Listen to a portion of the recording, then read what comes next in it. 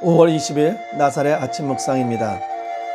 오늘 하루도 하나님의 말씀에 순종하며 하나님의 은혜 안에서 살아가는 복된 하루가 되기를 바랍니다. 하나님을 만난다는 것은 엄청난 축복입니다. 미국에서 매년 빈민 구제를 위해 시행하는 월의 버핏과 전심 식사를 하는 경매가 있습니다. 2020년 워렌 버핏과 한번 식사를 하는데 무려 456만 7,880달러, 한국 돈으로 약 54억에 낙찰되었다고 합니다. 그런데 그와 만남을 가진 사람들이 그 많은 돈을 내고도 아까워하거나 후회하지 않는다고 합니다. 이유는 좋은 교훈을 얻었다는 것입니다. 지금 이스라엘 사람들이 하나님을 만나는 것은 단순한 만남이 아닙니다. 왜냐하면 하나님과 만남 속에서 은혜가 있기 때문입니다. 오늘 우리가 읽어야 할 하나님의 귀한 말씀은 출애굽기 19장 16절에서 25절 말씀입니다. 셋째 날 아침에 우레와 번개와 빽빽한 구름이 산 위에 있고 나팔 소리가 매우 크게 들리니 징중에 있는 모든 백성이 다 떨더라. 모세가 하나님을 맞으려고 백성을 거느리고 진에서 나오매 그들이 산기슭에 서 있는데 시내산의 연기가 자욱하니 여호와께서 불 가운데서 거기 강림하심이라. 그 연기가 옹기가마 연기같이 떠오르고 온 산이 크게 진동하며 나팔 소리가 점점 커질 때에 모세가 말한즉 하나님이 음성으로 대답하시더라. 여호와께서 시내산 곧 그 산꼭대기에 강림하시고 모세를 그리로 부르시니 모세가 올라가매 여호와께서 모세에게 이르시되 내려가서 백성을 경고하라. 백성이 밀고 들어와 나 여호와께로 와서 보려고 하다가 많이 죽을까 하노라. 또 여호와에게 가까이 하는 제사장들에게 그 몸을 성결히 하게 하라. 나 여호와가 그들을 칠까 하노라.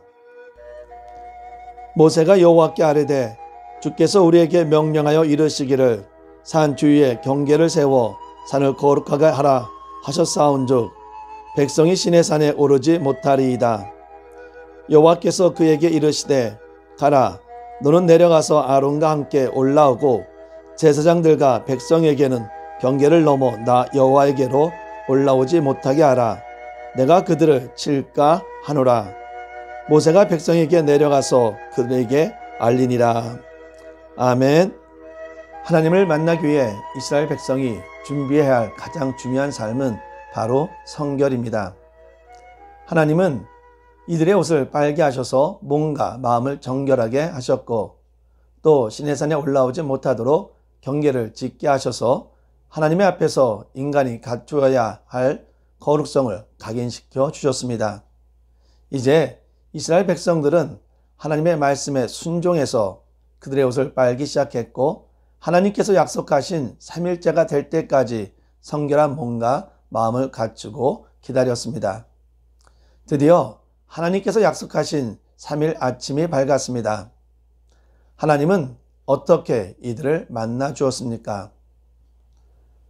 하나님께서 강림하실 때 7가지 초자연적 현상이 일어났습니다. 첫째는 천둥입니다. 둘째는 번개가 요란했습니다.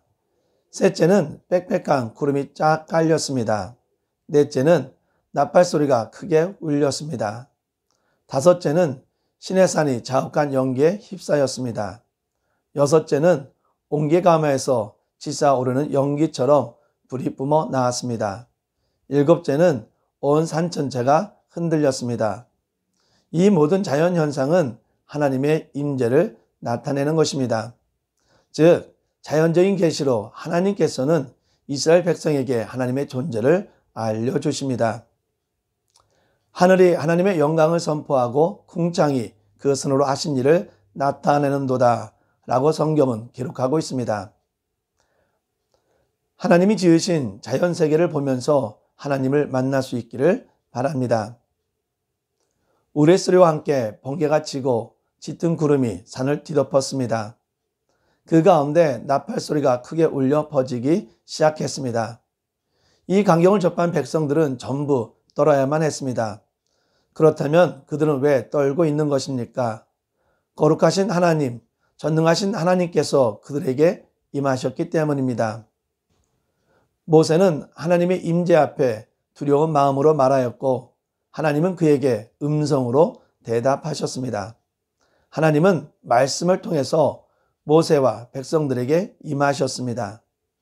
모세나 백성들에게 하나님의 현현하심은 분명 신비한 체험적인 사건임에는 분명합니다. 하지만 결국 하나님은 그 가운데 말씀으로 함께 하셨다는 사실을 분명히 기억해야 합니다. 하나님께서 우리로 하여금 그 신비한 체험으로 이끄시는 것도 소중한 것입니다. 그러나 동시에 우리는 본질적으로 하나님의 말씀으로 만나야 합니다. 하나님께서 백성에게 임재하시기 위해서 자연 만물과 어떤 신비적인 것들을 사용하시지만 결국 이것은 하나님께서 주신 말씀에 백성들이 순종하도록 하기 위한 수단이었던 것입니다.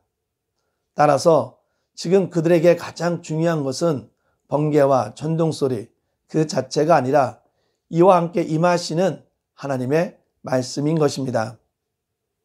하나님은 우리에게 기쁨과 즐거움, 감사함으로 받을 수 있는 하나님의 귀한 말씀을 우리에게 주었다는 것입니다.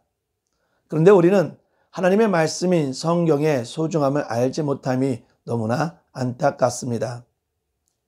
보나르 목사님은 내가 피곤할 때 성경이 나의 침대가 되고 내가 어둠 속에 있을 때에 성경이 나의 빛이 되고 내가 굶주릴 때에 성경이 나의 떡이 되고 내가 무서울 때에 나의 갑옷이요 내가 병들었을 때 성경이 나를 고쳐주는 양약이 되며 적절할 때에는 성경이 나의 즐거운 풍요로다. 만일 내가 빠지게 되면 성경이 나의 굳은 땅이로다. 만일 내가 추우면 성경이 나에게 열이 되며 만일 내가 떠오르면 성경은 나의 날개로다. 성경은 나의 지도자, 의복, 피난처, 꼭동산, 태양, 샘물, 신선한 공기로다. 위대한 책이여 라고 읊었습니다. 이스라엘 백성들은 하나님을 만나고 싶어 했습니다. 그분이 어떻게 생겼나 하는 호기심이 그들의 발길을 경계선 너머로 인도할 수 있습니다. 하지만 이것은 결국 죽음입니다.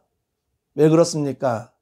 하나님을 본 자는 죽게 되고 무엇보다도 이것은 결국 하나님의 명령에 불순종하는 결과를 초래하게 되기 때문인 것입니다. 하나님은 모세에게 말씀하십니다. 가라, 너는 내려가서 아론과 함께 올라오고 제사장들과 백성에게는 경계를 넘어 나 여호와에게로 올라오지 못하게 하라. 내가 그들을 칠까 하노라. 하나님이 뭐라고 말씀하십니까?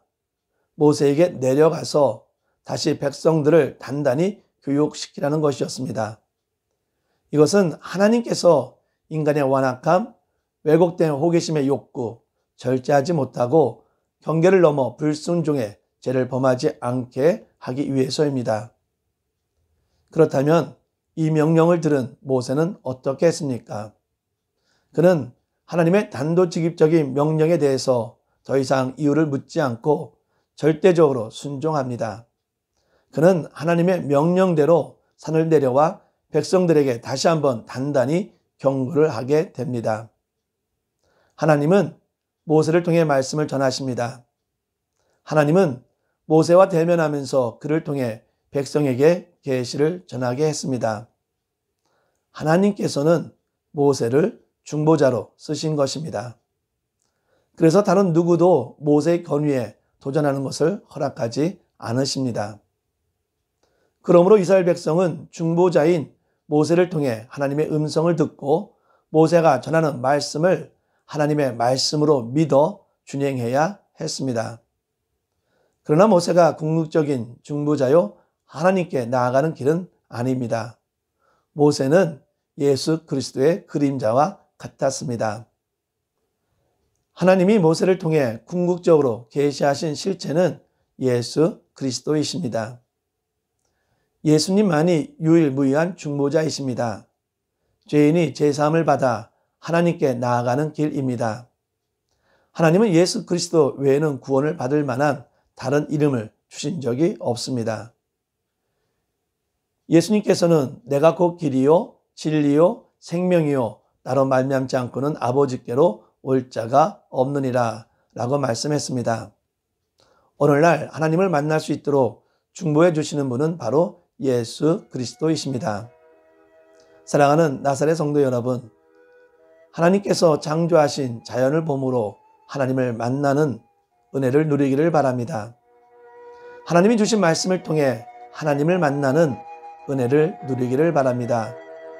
우리의 중보자이신 예수 그리스도를 통해 하나님을 만나는 은혜를 누리기를 바랍니다. 기도합시다. 전지를 만드시고 주관하시는 전지전능한 하나님을 찬양하며 경배합니다. 하나님의 귀한 은혜로 저희들 하나님의 귀한 자녀로 삼아주시고 하나님의 창조물인 자연을 통해 하나님의 은혜를 누리며 살아갈 수 있도록 인도하여 주심에 감사를 드립니다.